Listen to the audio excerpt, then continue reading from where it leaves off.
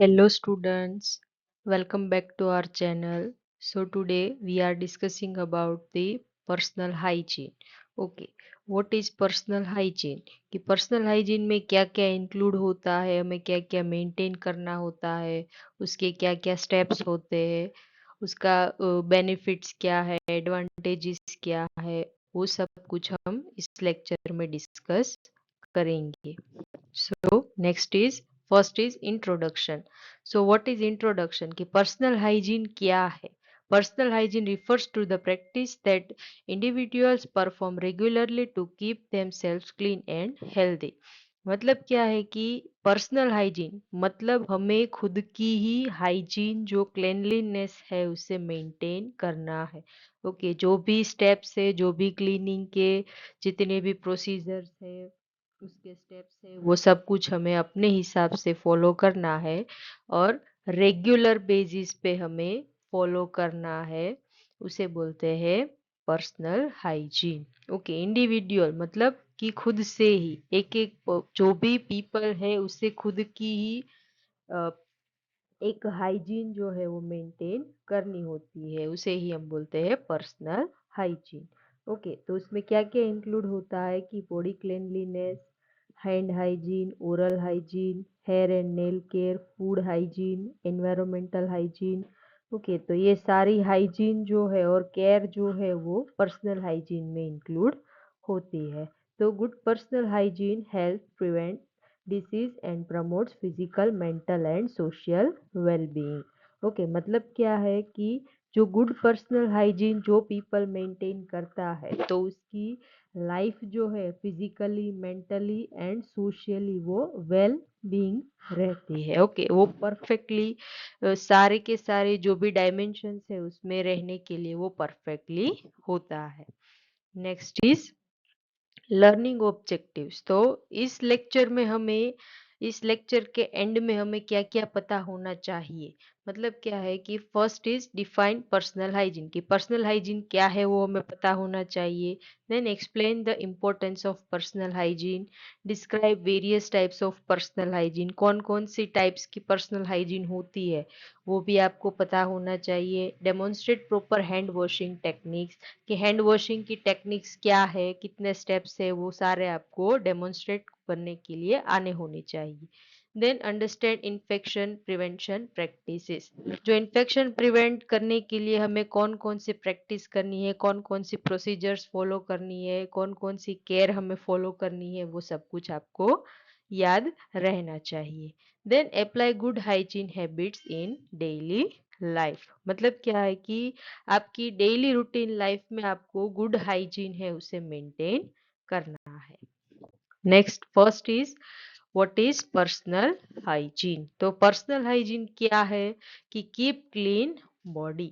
कि आपकी बॉडी को आप खुद से क्लीन रखते हो तो उसे बोलते हैं personal hygiene. Next is maintaining physical and mental wellbeing. जो आपकी फिजिकल एंड मेंटल हेल्थ है उसे अगर आप बैलेंस रखते हो, मेंटेन रखते हो फिजिकली, आपके हैंड वॉशिंग है, फूट केयर है, नेल केयर है, माउथ केयर है, ये सब कुछ आप अगर सही से करते हो तो आपकी फिजिकल हेल्थ जो है वो वेल बीइंग रहेगी. एंड मेंटल वेल बीइंग मतलब कि आपके माइंड में कौन कौन सी थिंकिंग प्रोसेस चल रही है, आपको पॉजिटिव थिंकिंग करना है, इस तरीके का जो भी मेंटेन करेंगे आप मेंटल हेल्थ, तो आपकी जो फिजिकल एंड मेंटल हेल्थ है वो मेंटेन रहती है और आपकी उसके हिसाब से पर्सनल हाइजीन है वो मेंटेन होती है. Then reducing spread of disease. कि जो डिजीजेस है जिसकी जो कोजिस है उसको अगर आप रिड्यूस करते हो तो ऑटोमेटिकली जो डिजीज है वो डिक्रीज होते हैं और रिड्यूस होते हैं. Next is importance. तो क्या इम्पोर्टेंस है पर्सनल हाइजीन का. तो पहला है प्रिवेंट इलनेस. जो इलनेस है उसे प्रिवेंट करने में हेल्पफुल होता है. Improve confidence. कि उसकी वजह जब भी आप पर्सनल हाइजीन आपका ग्रूमिंग परफेक्ट होता है तो आप में एक सेल्फ कॉन्फिडेंस है वो डेवलप होता है. Next is protects family and community, कि जहाँ भी अगर हम कचरा नहीं करेंगे अपनी या तो हमारे घर की और सराउंडिंग एनवायरनमेंट की, जब भी हम हाइजीन मेंटेन करते हैं तो ऑटोमेटिकली हमारी फैमिली और हमारी कम्युनिटी को एक प्रोटेक्शन मिलता है कि डिजीज का जो स्प्रेडेशन है वो डिक्रीज हो जाता है। नेक्स्ट इज सपोर्ट्स प्रोडक्टिविटी, कि जो प्रोडक्टिविटी है उसमें भी सपोर्ट होता है कि कहीं पर भी जो भी एरिया होता है वहाँ पे क्लिनलीनेस होती है, तो वहाँ पे अगर डेवलपमेंट वगैरह होता है तो वहाँ पे भी एक प्रोडक्टिविटी है वो मेंटेन होती है। Next is prevent infectious disease, जो इन्फेक्शियस डिजीज है उसे प्रिवेंट करता है स्प्रेड होने में।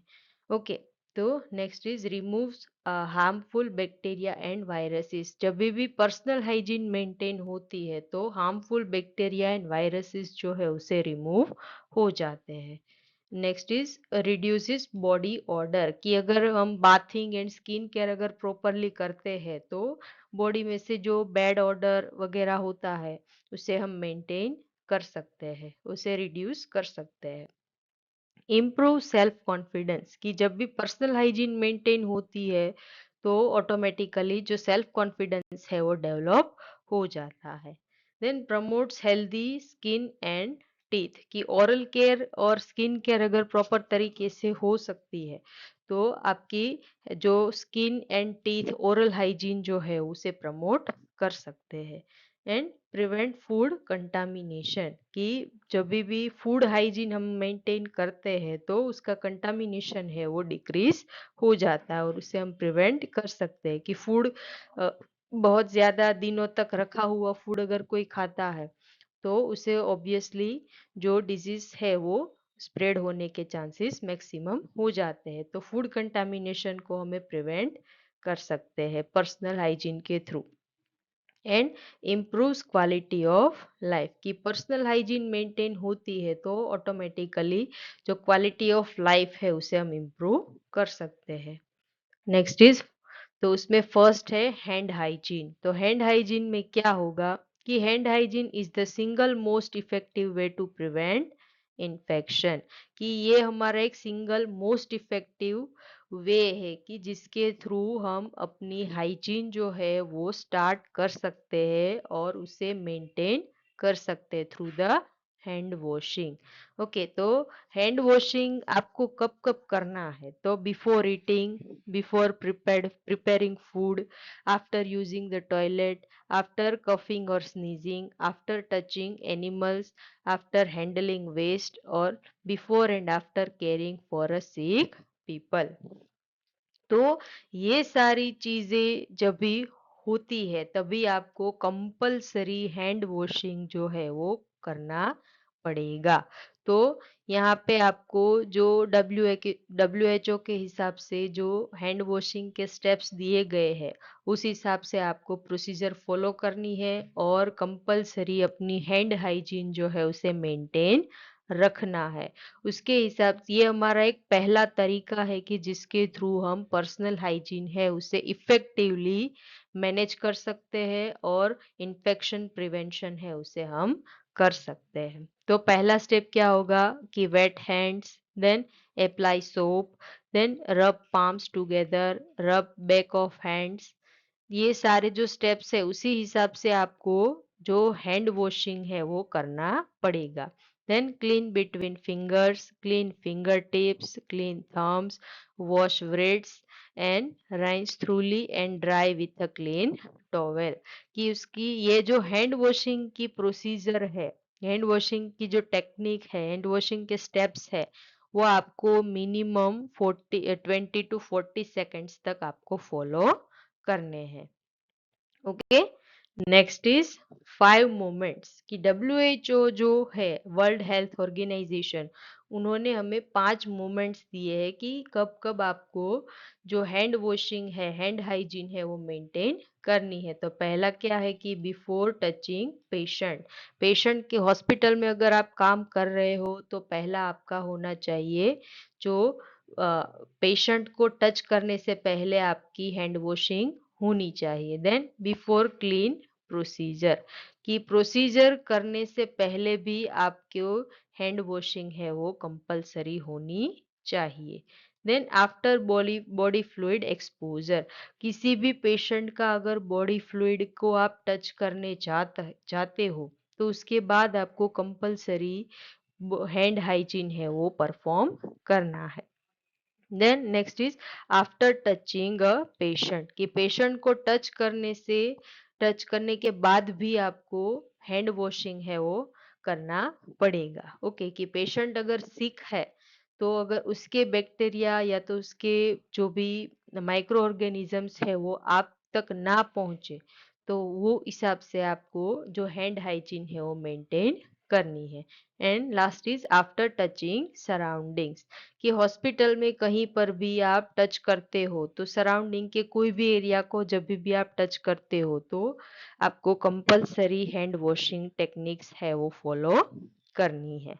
Next is oral hygiene. तो ओरल हाइजीन में क्या होगा कि गुड ओरल हाइजीन प्रिवेंट्स, कि अगर आप गुड अच्छे तरीके से अगर आप ओरल हाइजीन मेंटेन करते हैं तो क्या क्या होगा कि tooth decay, then bad breath, gum disease and mouth infection, कि जब भी टीथ की और ओरल हाइजीन हम मेंटेन करेंगे तो हमारे जो दांत है, जो हमारे टीथ है वो बिगड़ेंगे नहीं। ओके, वो अच्छे रहेंगे, उससे टीथ की हेल्थ जो है वो अच्छी रहती है। देन बैड ब्रीथ, जब भी कोई अगर ओरल हाइजीन परफेक्टली नहीं हुई है तो बैड ब्रीथ जो है वो आने लगती है, कि जिसकी वजह से हमारी इंसल्ट जो है वो हो जाती है। Then next is gum diseases, कि जो हमारी ओरल हाइजीन अगर परफेक्टली नहीं होगी तो गम डिजीजेस होने के चांसेस जैसे कि पायोरिया वगैरह, डेंटल कैरीज वगैरह जो होता है वो होने के चांसेस हो जाते हैं। लेकिन अगर गुड हाइजीन मेंटेन करते हैं ओरल हाइजीन तो जो गम डिजीजेस है उसे हम प्रिवेंट कर सकते हैं, एंड माउथ इन्फेक्शंस है उसे भी हम प्रिवेंट कर सकते हैं। देन हेल्दी हैबिट्स, कि आपको ओरल हाइजीन में ये हेल्दी हैबिट्स जो है उसे कंप्लीटली फॉलो करना है, कि brush twice daily. Okay, daily basis पे आपको 2 बार ब्रश जो है वो करना है, और परफेक्टली जो भी स्टेप्स है उसके हिसाब से ही आपको ब्रशिंग जो है वो करना पड़ेगा। देन यूज फ्लोराइड टूथपेस्ट, कि फ्लोराइड वाली जो टूथपेस्ट आती है वो ही आपको जनरली यूज करनी है। देन फ्लोस डेली, मतलब कि जो इस तरीके का इंस्ट्रूमेंट आता है उसे आपको अपनी टंग क्लीनिंग के लिए यूज करना है, वो भी डेली बेसिस पे आपको फ्लॉस करना है। देन राइंस आफ्टर मील्स, ओके, कि जो आपको जब भी खाना खा लिया उसके बाद आपको मुंह की क्लीनिंग जो है वो करनी पड़ेगी through the water. Okay, and visit the dentist every 6 months, कि 6 मंथ्स के हिसाब से आपको जो डेंटिस्ट है उसकी आपको विजिट लेनी पड़ेगी, कि उसका आपको ओरल चेकअप जो है वो करवाना पड़ेगा, करवाना चाहिए, कि कोई भी अगर डेंटल कैरीज या तो दूसरी कोई भी प्रॉब्लम्स नहीं है उसके लिए। Okay, next is bathing and skin care. Okay, bathing and skin care में क्या होगा कि maintain body cleanliness by bathing daily. Okay, जो हमारी परफेक्टली बॉडी हाइजीन है तो उसके लिए हमें प्रॉपरली बाथिंग लेना जरूरी होता है। अगर अगर प्रॉपरली बाथिंग नहीं होगी, प्रॉपरली हमारी बॉडी की क्लीनिंग नहीं होगी तो भी डिजीज हमारी बॉडी में आने के चांसेस ज्यादा होते हैं। ओके, तो बाथिंग डेली, हमें डेली बेसिस पे बाथ लेना है यूजिंग अ क्लीन टॉवेल, कि जो भी बाथिंग के बाद हम जो भी टॉवेल यूज कर रहे हैं वो क्लीन होना चाहिए, प्रॉपर वॉश किया होना चाहिए। Then washing under arms and feet properly, कि जो अंडर आर्म्स और फीट का एरिया जो है कि वहां पे एक तो स्वेटिंग होता है और बहुत सारे माइक्रो ऑर्गेनिज्म स्प्रेड होने के चांसेस भी ज्यादा होते हैं, तो उसके लिए हमें जो अंडर आर्म्स एंड फीट जो है उसे प्रॉपरली वॉश करना पड़ता है। देन वियरिंग क्लीन क्लोथ्स, कि डेली बेसिस पे जो हम क्लोथिंग करते हैं वो क्लीन होने चाहिए, वो धुले होने चाहिए, उसकी प्रॉपरली क्लीनिंग होने के बाद ही आपको उसे वियर करना है। And use deodorant if necessary, कि अगर बैड ऑर्डर आ रही है बॉडी में से तो आपको डिओड्रेंट जो है उसका यूज करना है। उसकी वजह से बेनिफिट्स क्या होंगे कि हेल्दी स्किन मिलेगी हमको, then reduces body odour and prevention of fungal infection, कि मॉनसून की सीजन चलती है या तो कोई भी समर में बहुत ज़्यादा ऑर्डर स्वेटिंग होती है तो उसकी वजह से फंगल इन्फेक्शंस होने के चांसेस ज़्यादा होते हैं। तो अगर बाथिंग अगर हम प्रॉपरली करते हैं तो उसकी वजह से हम फंगल इन्फेक्शन है उसे प्रिवेंट कर सकते हैं। तो उसके लिए हमें क्या करना है कि पहले drink more water, then apply SPF all year around. Okay, जो सन प्रोटेक्शन के लिए जो भी स्किन केयर होती है वो हमें करनी है। Then wash your face at night, अगर सोने से पहले आपको कंपलसरी आपका फेस जो है वो वॉश करने के बाद ही सोना चाहिए। ओके, वरना क्या होता है कि जो भी पूरे दिन में जो भी माइक्रो ऑर्गेनिजम्स है वो अगर हमारी फेस पे अगर रहेंगे तो जो बॉडी की स्किन जो फेस की स्किन है उसमें बहुत सारे बैक्टीरियाज वायरसेस होते हैं तो उसकी वजह से डिजीज होने के चांसेस ज्यादा होते हैं। Then clean your makeup brushes, अगर मेकअप लगा रहे हो तो कंपलसरी रात को मेकअप उतार कर ही सोना चाहिए। ओके, और उसके जो भी ब्रशेस है उसे भी आपको क्लीन करने चाहिए, वॉश करने चाहिए। And get a facial once a season, ये पूरी सीजन में आपको एक बार अपनी फेस की क्लीनिंग जो है वो करवानी पड़ती है। फेशियल की जो क्लीनिंग होती है वो आपको करवानी चाहिए। Then visit doctor for a skin check. Okay, अगर किसी भी तरीके का आपको पैचेस दिखे या तो कोई भी तरीके का इन्फेक्शन अगर आपको लगता है अपनी स्किन में तो आपको डॉक्टर की विजिट ले लेनी चाहिए। अगर कोई फंगल इन्फेक्शन होगा तो वो स्प्रेडेशन ना हो उसके लिए आपको हाइजीन मेंटेन करनी चाहिए। Then clean out expired products. Okay, expired products जो है उसका आपको कभी भी यूज नहीं करना है। And stop touching your face, कि बार बार अपने फेस पर हाथ लगाना नहीं चाहिए। इसकी वजह से हैंड में अगर कोई भी माइक्रो ऑर्गेनिज्म है तो वो फेस के थ्रू हमारी बॉडी में भी जा सकता है और डिजीज स्प्रेड हो सकता है। तो उसके लिए आपको जो फेस को बार बार हाथ लगाना नहीं चाहिए। Next is here and nail care, कि हेयर एंड नेल केयर में क्या होगा कि फर्स्ट हेयर में कि हेयर वॉश रेगुलरली। ओके, जो आपके हेयर है उसे आपको वॉश करना डेली बेसिस पे कंपलसरी होता है। ओके, अगर hand wash sorry hair washing अगर नहीं होगा बार कंपलसरी या तो डेली बेसिस पे नहीं होता है तो क्या होता है उसकी वजह से स्काल्प में या तो हेयर में हेयर के ग्रोथ में बहुत ज़्यादा डैंड्रफ हो जाता है, स्काल्प ईचिंग होती है। तो उसके लिए आपको और दूसरा इन्फेक्शन स्प्रेडेशन भी हो जाता है। ओके, तो आपके वॉश जो हेयर जो है उसे आपको वॉश रेगुलरली बेसिस पे करना है। देन कीप स्काल्प क्लीन, कि आपको अपने स्काल्प में मसाज भी बार बार करना पड़ता है। ओके, करवाना चाहिए हमें कि हमारा स्काल्प जो है इसकी वजह से क्लीन रहे और ब्लड सर्कुलेशन है वो भी अच्छे से हो जाए। देन अवॉइड शेयरिंग कॉम्ब्स, कि अपना कॉम्ब जो है वो हमें खुद ही यूज करना चाहिए, दूसरों को हमें अपना कॉम्ब जो है वो देना नहीं चाहिए। ओके, इसकी वजह से क्या होगा कि दूसरों के हेयर में क्या है वो हमें पता नहीं है और हमारे हेयर में क्या है वो भी हमें पता नहीं होता है। तो कई बार दूसरों का इन्फेक्शन हमारे हेयर में अगर होता है तो उसकी वजह से भी प्रॉब्लम्स क्रिएट हो सकती है। तो हमें अपना कॉम्ब जो है उसे किसी के साथ शेयर नहीं करना चाहिए। देन नेल केयर में क्या करना है हमें कि ट्रिम नेल्स वीकली, कि वीकली अपने नेल्स है उसे क्लीन करना है। देन कीप नेल्स क्लीन, कि नेल्स जो है उसमें अगर किसी भी तरीके का मैल वगैरह होता है तो उसे हमें क्लीन रखना चाहिए। एंड अवॉइड नेल बाइटिंग, जो किसी को भी नेल बाइटिंग की जो हैबिट होती है वो उसे हमें अवॉइड करना चाहिए, कि हैंड के थ्रू ही जो बैक्टीरिया और माइक्रो ऑर्गेनिजम्स होते हैं वो हमारे मुंह तक जाते हैं और डिजीज स्प्रेडेशन हो सकता है। इसलिए आपको जो नेल बाइटिंग है उसे अवॉइड करना है। Dirty nails can spread harmful micro organisms, कि डर्टी नेल जो है वो माइक्रो ऑर्गेनिजम्स को स्प्रेडेशन करने में हेल्पफुल होता है।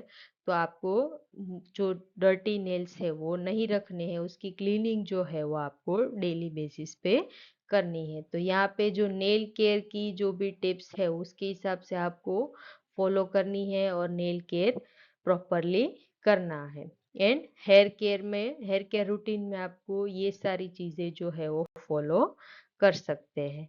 Next is food hygiene.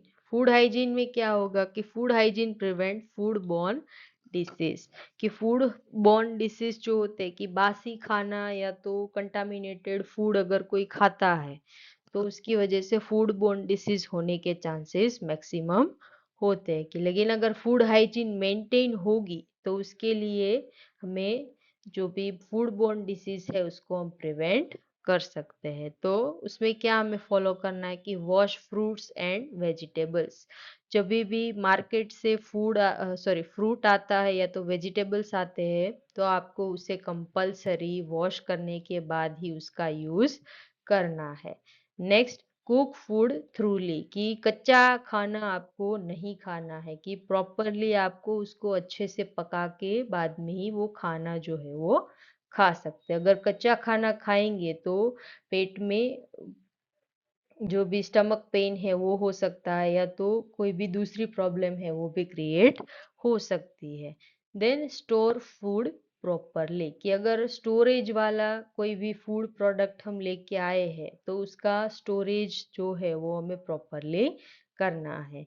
Then drink safe water, की क्लीन एंड सेफ वाटर जो है वो ही आपको पीना है।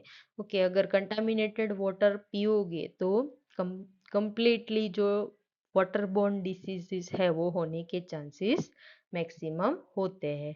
देन अवॉइड एक्सपायर्ड फूड, की फूड की जब भी मार्केट से कोई भी फूड आता है तो आपको पहले उसकी एक्सपायरी डेट जो है वो देखनी पड़ेगी। अगर एक्सपायर्ड फूड है तो आपको उसे फेंक देना है या तो उसे उसका जो भी मैनेजमेंट है वो कर देना है।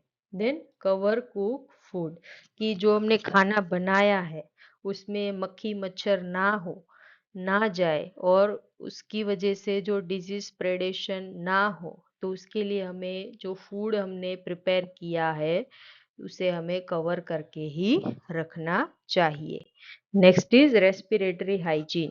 रेस्पिरेटरी हाइजीन में क्या होगा कि प्रैक्टिस गुड रेस्पिरेटरी हाइजीन, कि ये जो रेस्पिरेटरी हाइजीन है उसे आपको कंप्लीटली फॉलो करनी है। कि कवर माउथ वाइल कफिंग, कि रेस्पिरेटरी हाइजीन मेंटेन करने के लिए अगर किसी को भी कफिंग होता है तो आपको कंपलसरी अपने माउथ को कवर करने के बाद ही कफिंग करना है। ओके, विदाउट कवर माउथ अगर कोई भी कफिंग या तो स्नीजिंग करता है तो ये एक बैड मैनर्स होती है, कि जिसकी वजह से उसके बैक्टीरियाज जो है वो दूसरों में भी स्प्रेडेशन हो जाते हैं। तो उसके लिए हमें माउथ है उसे कवर करना चाहिए। देन यूज टिश्यूज, कि जो टिश्यूज है उसे भी आपको यूज करना है कि थ्रू द स्नीजिंग और coughing. Then wear a mask when sick, कि अगर आपको कोल्ड कफिंग हुआ है तो आपको कंपलसरी मास्क है उसका यूज करना चाहिए। Then wash hands after coughing, की कफिंग करने के बाद आपको कंपलसरी हैंड वॉशिंग है वो करना चाहिए। And avoid close contact with a sick people, कि कोई भी अगर बीमार इंसान या तो बीमार पेशेंट है तो उसका कांटेक्ट है वो आपको क्लोज कांटेक्ट आपको अवॉइड करना चाहिए। तो ये सारे जो है कि व्हेन कफिंग, ये सारे स्टेप्स जो है उसी हिसाब से आपको जो रेस्पिरेटरी हाइजीन है उसे मेंटेन करना चाहिए।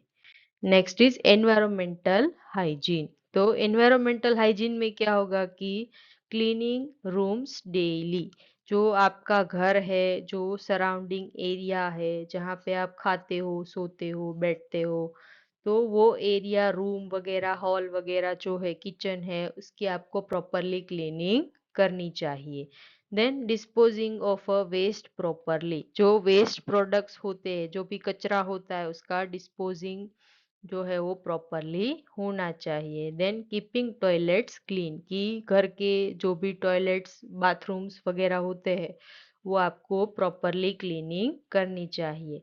देन यूजिंग प्रॉपर वेंटिलेशन, कि पूरे घर में जो वेंटिलेशन है वो प्रॉपरली होना चाहिए, कि जिसकी वजह से जो रेस्पिरेटरी हाइजीन है वो भी मेंटेन होती है, और जो भी हमारी बॉडी में इनहेलेशन और एक्सहेलेशन होता है ऑक्सीजन का वो भी प्रॉपरली हो जाता है।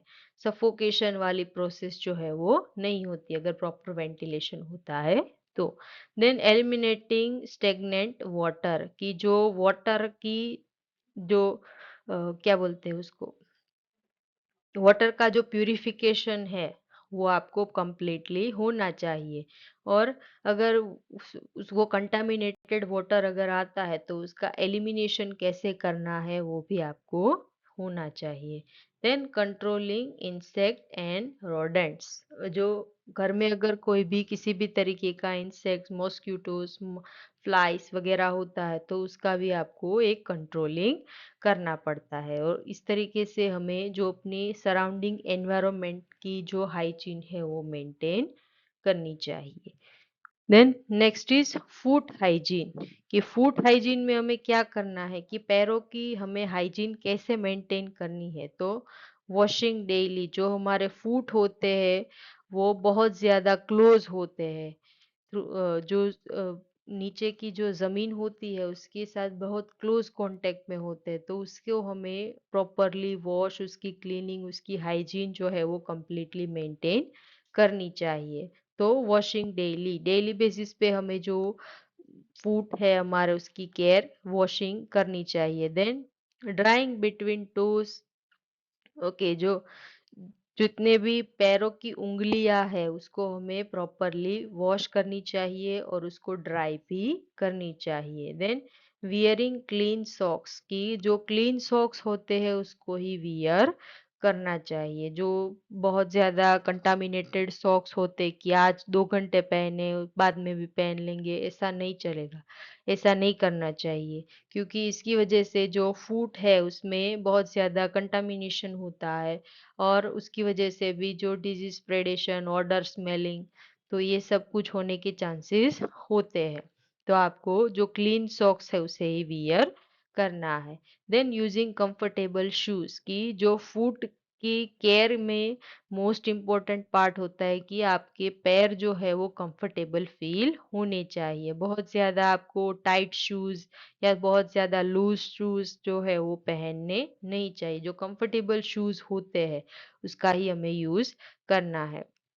Then changing socks regularly, okay, जो सॉक्स है उसे हमें रेगुलरली बेसिस पे चेंज करना चाहिए। Prevent fungal infection and bad odour, कि इसकी वजह से क्या होगा कि fungal infection and bad odour है उसे हम कंट्रोल कर सकते हैं। तो ये सारी फूड केयर की टिप्स है कि जो जिसे आप फॉलो करने के बाद आपके फिट जो है वो प्रॉपरली हाइजीन रहेंगे। Next is common hygiene related diseases, कि अगर हाइजीन मेंटेन नहीं होती है तो ये सारे डिजीज होने के चांसेस होते हैं, कि जिसमें diarrhoea, cholera, typhoid, hepatitis A, influenza, कोविड-19, ringworm, scabies, food poisoning and dental caries. तो ये सारे डिसीजेस होने के चांसेस होते हैं अगर प्रॉपरली हाइजीन मेंटेन नहीं होती है तो। और ये सारे डिजीज जो है वो मॉनसून के डिजीज, की मॉनसून की सीजन्स में ये सारे डिजीज जो है वो कंप्लीटली हॉस्पिटल में हमें देखने को मिलते हैं। ओके, जिसमें diarrhoea, viral fever, malaria, dengue, influenza, stomach flu, leptospirosis, then chikungunya, cholera and typhoid, की ये डिजीज जो है वो जनरली मॉनसून की सीजन्स होती है उसमें बहुत ज्यादा देखने को मिलते हैं। Next is daily hygiene checklist, कि डेली हाइजीन बेसिस पे हमें क्या करना है, कि ब्रश टीथ ट्वाइस डेली, कि हमें ब्रशिंग की टेक्निक जो है वो कंप्लीटली 2 बार करनी चाहिए। देन बाथिंग लेना चाहिए, take a bath, wash hand regularly, then wear clean clothes, trim nails, drink clean water, eat hygienic food, sleep 7 to 8 hours and exercise regularly. कि ये सारी जो टेक्निक्स है, ये सारी जो चेकलिस्ट है, जो हमें डेली हाइजीन में मेंटेन करनी चाहिए। देन क्लोथिंग हाइजीन में हमें क्या मेंटेन करना है कि जो क्लीन क्लोथ्स है वो हमें वियर करनी चाहिए डेली बेसिस पे। वॉश अंडर गारमेंट्स डेली, जो हमारे कपड़े होते हैं उसे हमें डेली बेसिस पे वॉश करनी चाहिए। देन वेदर अप्रोप्रिएट क्लोथिंग, कि अगर समर हुआ है, समर की सीजन अगर चल रही है तो समर के अकॉर्डिंग ही हमें क्लोथिंग करना है। देन विंटर अगर चल रहा है तो विंटर के अकॉर्डिंग ही हमें क्लोथिंग करनी है, तो वेदर अप्रोप्रिएट क्लोथिंग जो है वो करनी चाहिए। Then dirty clothes can cause, कि डर्टी क्लोथ्स अगर कोई भी पहनता है बार बार तो उसकी वजह से जो स्किन इन्फेक्शन है वो हो सकता है, फंगल इन्फेक्शन, फंगल डिसीजेस हो सकते हैं एंड बैड ऑर्डर भी हो सकती है। Okay, next is conclusion. तो ये सारी थी हमारी total hygiene. Okay, so hygiene में हमने देखा कि oral hygiene, food hygiene, skin care, hair care और और एनवायरमेंटल हाइजीन, पर्सनल हाइजीन, तो ये सब कुछ हमने इस लेक्चर में पढ़ा है। तो कंक्लूजन क्या है हमारा कि personal hygiene is an essential part of a healthy lifestyle, कि पर्सनल हाइजीन जो है वो हमारा एक लाइफ का एसेंशियल पार्ट है, कि जिसके बिना हम अपनी हाइजीन या तो अपना कोई भी काम है वो शुरू नहीं कर सकते हैं।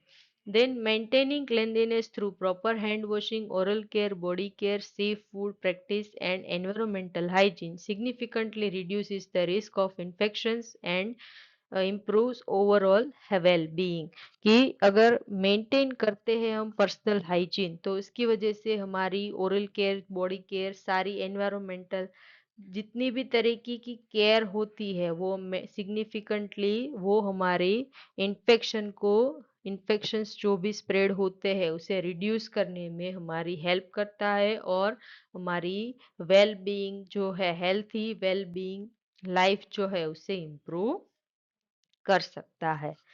Next is questions. तो ये सारे जो क्वेश्चंस है वो आपकी एग्जाम रिगार्डिंग हो सकते हैं, कि एग्जाम में पूछे जा सकते हैं। पर्सनल हाइजीन के रिलेटेड जो प्रैक्टिकल बेस होते हैं उसमें बहुत ज्यादा क्वेश्चन आंसरिंग होता है, तो आपको ये गो थ्रू हो जाना है। और अगर किसी भी क्वेश्चन में या तो किसी भी टॉपिक में अगर डाउट है तो आप कमेंट बॉक्स में पूछ सकते हैं।